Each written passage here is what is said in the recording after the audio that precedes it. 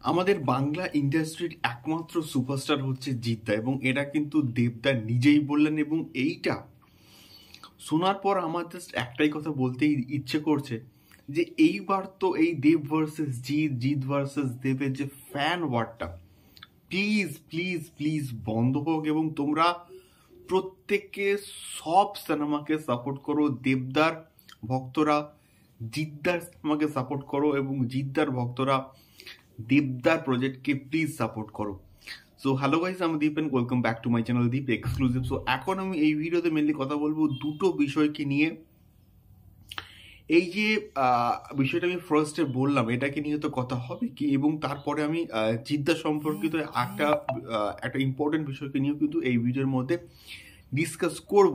Please একদম শেষ অবধি দেখো, এবং নতুন হলে অবশ্যই অবশ্যই সাবস্ক্রাইব করে আমাদের সঙ্গে থাকো। সো বিষয়টা হচ্ছে, আমাদের যে কোনো ইন্ডাস্ট্রির ক্ষেত্রে, সেটা বাংলা হোক, তামিল, তেলেগু, বলিউড, এটা ইন্ডাস্ট্রির যে বেসটা, আমি যাকে বলি মেরুদণ্ড, সেটা হচ্ছে কমার্শিয়াল সিনেমা। এবং যে কমার্শিয়াল সিনেমাকে বাঁচিয়ে রাখে সেই তো বস আসল সুপারস্টার। আমি এখানে বলছি না যে দেবদা কমার্শিয়াল সিনেমা করছে না বা দেবদা এই জন্য সুপারস্টার নয়। দেবদাও বর্তমান সময়ে 4 থেকে 5 বছরের মধ্যে দেবদা যে প্রজেক্টগুলো করেছে প্রত্যেকটাই কিন্তু সুপার ডুপার হিট হয়েছে। প্রত্যেকটাই মানে অর্থনৈতিকভাবে, মানে ব্যবসায়িকভাবে কিন্তু সফল ছবি হয়েছে। সেটা আমি সাঁঝবাতি বলি, গোলন্দাজ বলি, বা রিসেন্ট টাইমে টনিক প্রজাপতি বলি, ইভেন কাছের মানুষও কিন্তু প্রচণ্ড সাকসেসফুল হয়েছিল। ইভেন আমাদের ব্যোমকেশের যা বাজেট ছিল সেই বাজেট অনুযায়ী কিন্তু সাকসেসফুল হয়েছে।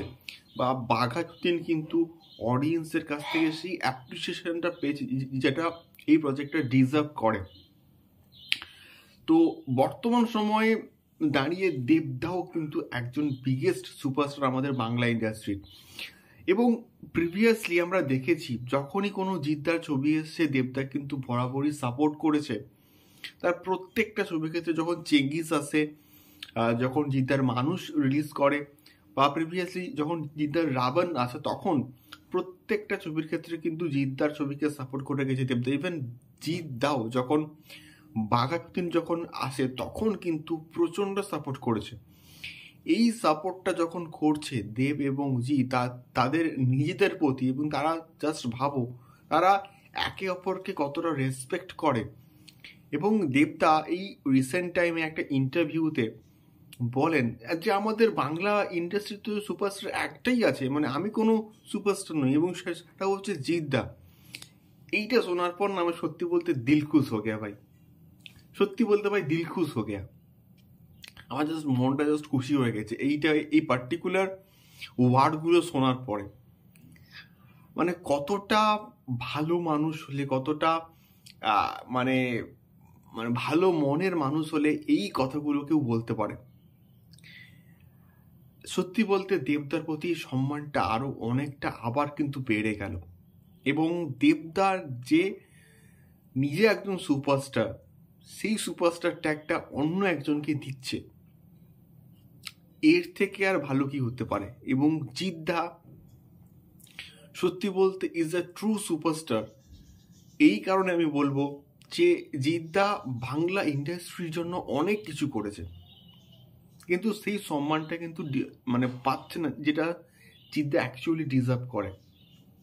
জিদ্দা বর্তমানে কমার্শিয়াল জোনটাকে বাঁচিয়ে রেখেছে এবং কন্টিনিউয়াসলি কমার্শিয়াল প্রজেক্টে কাজ করেই যাচ্ছে। এটা বিশাল বড় একটা দিক আমি বলবো। তো এর পরবর্তীতে যে টপিকটাকে নিয়ে কথা, সেটা কিন্তু খুবই ইম্পর্টেন্ট একটা টপিক।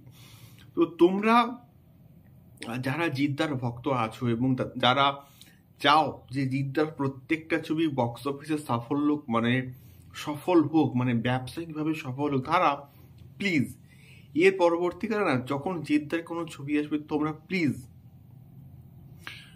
তার বাড়ির সামনে ভিড় না করে, তার জন্মদিনে বাড়ির সামনে ভিড় না করে হলে গিয়ে প্রজেক্টগুলোকে দেখো।